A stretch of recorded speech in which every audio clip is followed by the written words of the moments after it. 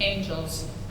I expect all of us carry various images of angels with us from a myriad of sources, and with nearly as many different understandings of their role in our lives and of those who have gone before us.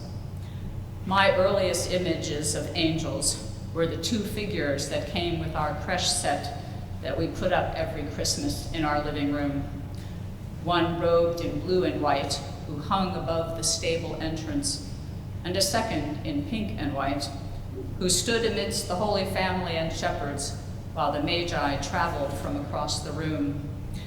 They seemed as static as the rest of the scene, with no suggestion of what role they actually might have played, and yet they were a protecting presence nonetheless.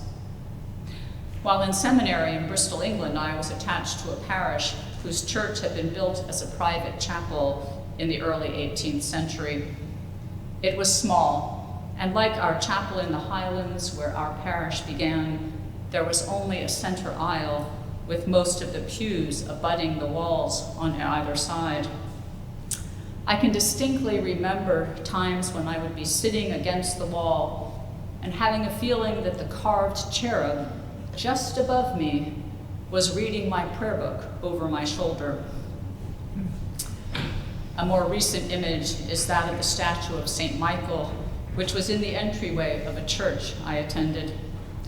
This was a much more active figure, depicting Michael standing sword in hand above a mighty dragon or beast, very different from the icon on the cover of our bulletin for today. This Michael, with his wings and halo, is holding a narrow spear, but seems more to be about looking out to our right, and at the same time pointing beyond himself to the left, trying to draw our attention not to himself, but to someone out of the frame. Our readings for today are all about angels, those messengers of God who appear at critical moments in Scripture to signal that something important and of God is about to happen, who bear heavenly messages and point our focus beyond them to God. First, we hear the well-known story of Jacob on the run from the wrath of his brother Esau. You will remember that with his mother's connivance, he has cheated Esau out of his inheritance as the elder son.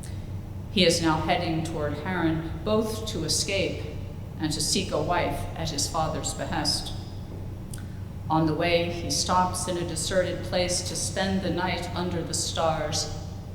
Once asleep, he dreams of a stone staircase on which angelic beings descend and ascend. And feeling the very presence of God beside him, he hears God's voice declaring to him that his descendants will inherit the land on which he is lying, and that God will stay with him and his offspring, Israel, until these things are accomplished. In our gospel, we meet Nathanael, whose brother Philip has met Jesus and urges him to come and see. The skeptical Nathanael wonders if anything good can come out of Nazareth, but consents to come see for himself. Responding to Nathanael's skepticism, and as part of this recruiting of new disciples who before long themselves will be on the run from political and religious authorities, Jesus references this story of Jacob and the angels as he attempts to reveal his identity to them in advance of all that will happen to them. He tells them that as the Son of God, he himself is the fleshly angelic staircase through which God has chosen to abide with his own people, and through which they will inherit a sense of eternity in life. Quoting my friend Samuel Torvand, Jesus, who in this gospel comes from heaven, both reveals and embodies the presence of God now in ordinary time here on earth. While the ancient Jacob dreamed of angels descending and ascending a ladder between heaven and earth, here in John, Jesus is the ladder. the one who unites heaven and earth, God and creation, the future entering the present. Now you might hear these words, Jesus reveals the presence of God in ordinary time, and yet ask, reveals what? He then goes on to describe the four named angels from Scripture and Jewish tradition. Some say there are four guardian angels: Michael, the slayer of the death-dealing dragon and persecutor of God's children; Gabriel, the messenger sent from the sky, who brings unimagined news of God's surprising presence where it is least expected; Raphael, the healer of human blindness and the tormentor of the arrogant; and Uriel, who brings fire to light the path of the righteous or burn the wicked to a crisp. Believe me, we're not talking about chubby Baroque cherubs with baby wings, or those wholly inadequate Christmas cards filled with anemic angels adoring the Christ child in the soft light one might find in a sleazy lounge. These four speak of God's fierce love embodied in Jesus for the weak, the vulnerable, and God's equally fierce opposition to those who have nothing better to do than make life miserable for others. Yet even their names speak less about them and more about God, for you certainly must hear the L in each of their names: Michael, Uriel, for their names are actually verbal phrases.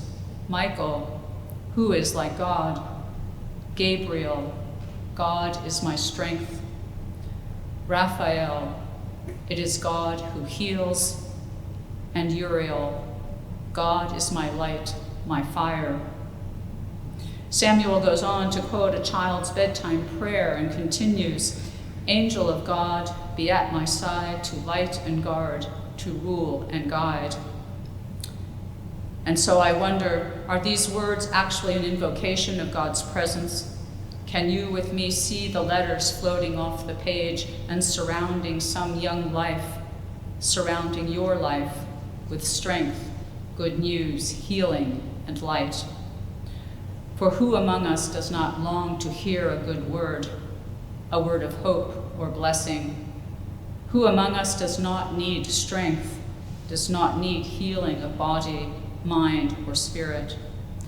Who among us does not need enlightenment, does not need a torch to light our way into an unknown future?